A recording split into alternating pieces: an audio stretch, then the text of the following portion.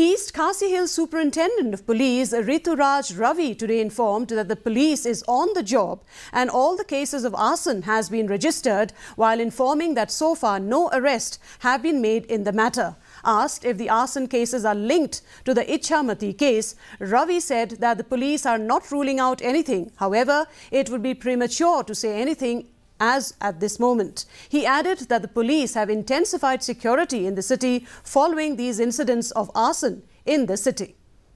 We are working on it, and it's a matter of ongoing investigation. Can this be linked with the Ichamati case? We are not ruling out anything at this juncture. However, it shall be premature to comment on that at this moment. We are working on it from all possible angles.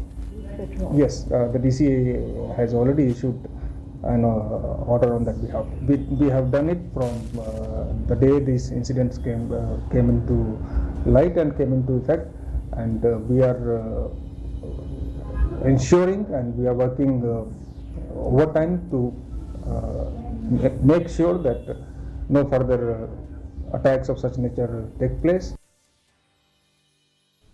The village elders of Shirwan